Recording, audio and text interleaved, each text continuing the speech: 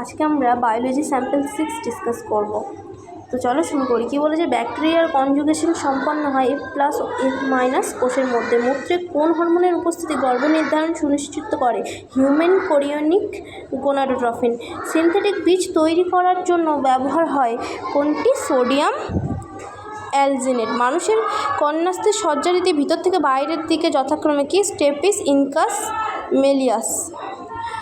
কি বলেছে? সিনজেনিয়াম পুংকেশরের যে ফুলের বৈশিষ্ট্য তা হলো সূর্যমুখী। পরিচক্র যে দুটির মধ্যে সম্পন্ন হয়? পেশি ও যকৃৎ। নাশপাতি ও বেদানার ভক্ষাংশ হলো যথাক্রমে পুষ্পাক্ষ ও রসালো টেস্টা।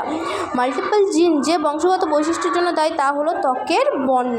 লিঙ্কার ডিএনএতে দৈর্ঘ্য কত?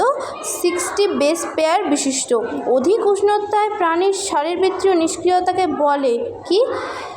অ্যাস্টিভেশন। আধুনিক মানুষের নিকট পূর্বপুরুষ কোনটি? Homo erectus. এটা কি? পেকেননেন্সিস এটা।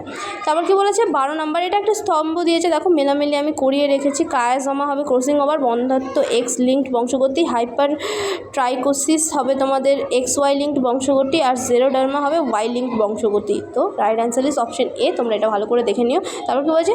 কোনটি সিঙ্গেল সেল প্রোটিন উৎপাদনে ব্যবহৃত হয় না?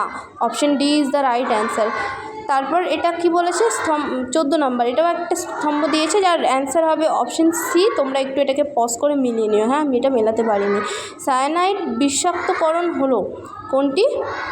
হিস্টোটক্সিক হাইপোক্সিয়া। তারপর আমরা চলে আসি ক্যাটাগরি 2। কি বলেছে? গ্রিন হাউস গ্যাসগুলি হলো option A B C right answer. শক্তি প্রবাহের পর্যায়গুলি হলো B C D right answer হবে। অ্যান্টিবায়োটিক উৎপাদনকারী ছত্রাক হলো সি আর ডি রাইট অ্যান্সার। তোমরা এগুলো ভালো করে পজ করে একটু লিখে নিতে পারো বা পড়ে নিতে পারো। তারপর কি বলছে? নিম্নলিখিত কোনগুলি ম্যাক্রোফাজ? অপশন এ কুফার কোষ, option B histiocyte, option D microglial কোষ।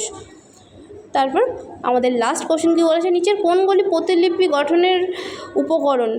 এ নাম্বার হেলিকাস, বি নাম্বার প্রাইমেস, আর সি নাম্বার লাইগেস। এই তিনটাই কারেক্ট অ্যান্সার। আর এই যে হিন্ট দেওয়া আছে নিচে, তোমরা এই হিন্টগুলো চাইলে একটু দেখে নিতে পারো। তোমাদের মনে হতে পারে কোন প্রশ্ন কোনটা হলো। আগে পজ করে হিন্টগুলো দেখে নিও। আজকের ভিডিও এখানেই সমাপ্ত করলাম।